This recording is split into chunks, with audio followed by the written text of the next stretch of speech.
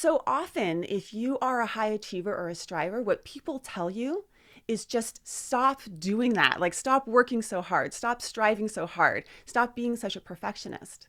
And what I started realizing is that actually there's a tremendous amount of energy to harness there that we can harness in a different way so that it's not depleting us, but it's actually propelling us towards what we care about in our lives.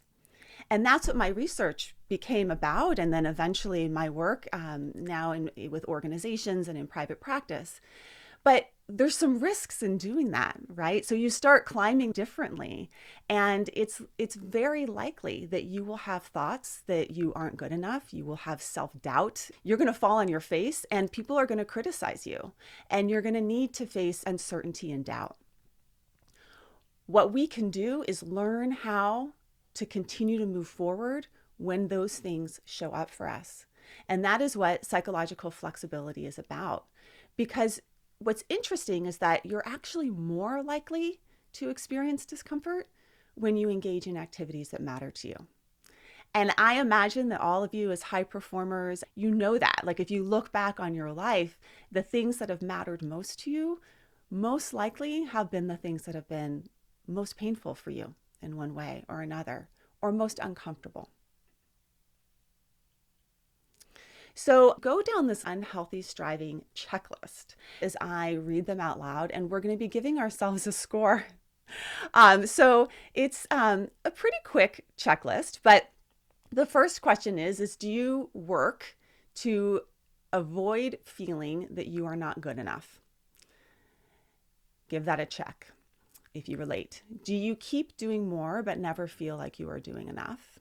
Do you neglect important domains of your life? Do you believe your inner critic as true?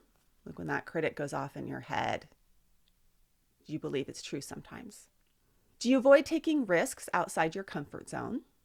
Do you compete with people who don't have the same goals as you? It's one of my personal favorites. Do you avoid taking time off because you feel guilty? And when you reach a big achievement, do you quickly move on to the next one without actually really savoring it? So go through that list, give yourself a score. This is your unhealthy striving checklist, and write your little score at the bottom.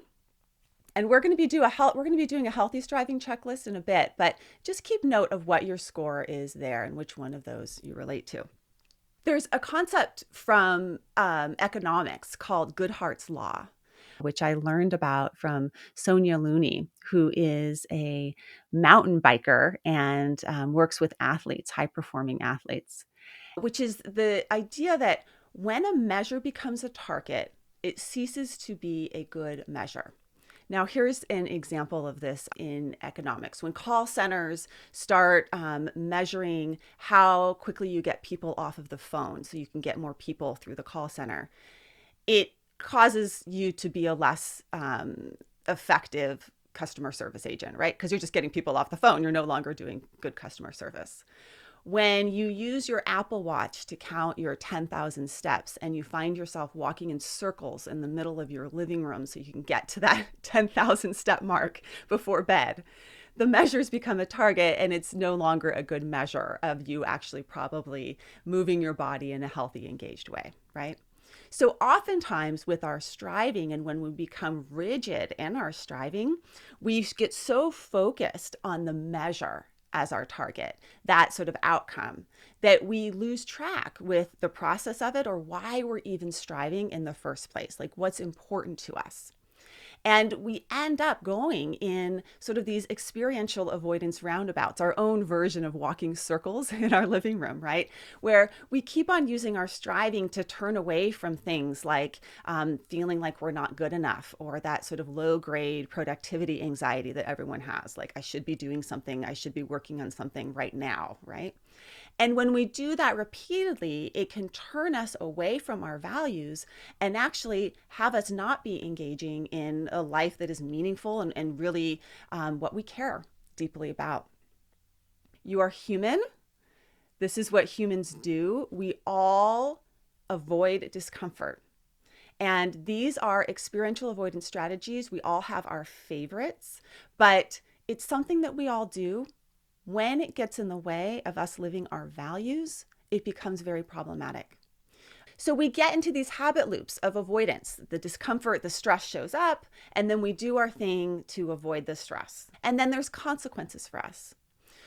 If you are caught in sort of the overworking, not taking breaks, not psychologically hydrating yourself, not experiencing enough joy, not having enough connection, what can happen over time is that those consequences are burnout.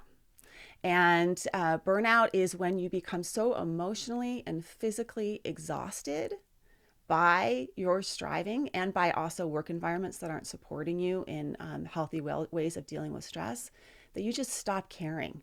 You get detached. So when you think about for yourself, like the cues that may actually lead you into this cycle, oftentimes it's cues like comparing yourself to other people, self-judgment, feelings of not good enough, productivity anxiety, or that sort of graspy potential for something else that's better out there, that sort of reward, the praise, those external rewards. And you probably have your experiential avoidance strategy, and then we can see the consequences for you. So I'd like for you to think about for yourself, what is your experiential avoidance loop? What do you do? Take a moment to think about for yourself what your cues are that trigger you to experientially avoid, and what are the consequences for you? And as you think about that sort of right now, like what are the consequences when I get caught in that unhealthy striving loop? When I was in my first year of my PhD program, I went into this program because I wanted to help people. I mean, I had recovered from an eating disorder. I wanted to do research in this area.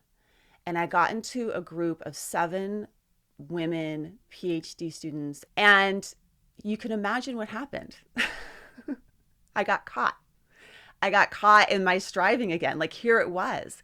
And I found myself in the same cycle that led me to get to do this work in the first place. And I ended up withdrawing from my PhD program my first year because I had made 2 commitments. My first commitment was to my recovery, and my second commitment was to be of service. And I wasn't doing either of those that well. I went to a yoga ashram and studied yoga and decided that I was going to go back and I was going to take what I had learned about skillful, mindful, compassionate striving and apply it to my life's work moving forward. And I went back and did my research and got my PhD and was successful in all those things. What I learned about that, and what I've learned many times over along the way, is that you don't have to not do it. You don't have to not strive or not be a perfectionist, but you have to get more skillful at it. So here's your second list that I want you to take a look at. Here's your second series of questions to check off. Are you present and engaged with your work? Do you set goals based on your values? Do you prioritize important domains of your life? Do you pause to take in the good of your achievements? Are you encouraging, kind, and motivating when you make mistakes? Are you courageous and take risks outside your comfort zone? Do you feel meaning, purpose, and belonging in your work? Do you set boundaries with yourself and with others and take time off even if you feel guilty? So go down that list and give yourself a second score. And I want you to, as you give yourself these scores, like really be honest with yourself. Like, how am I doing here? Like how's my skillful striving to stressful striving ratio? And what are the areas that I want to be working on more so that I can become a more skillful striver?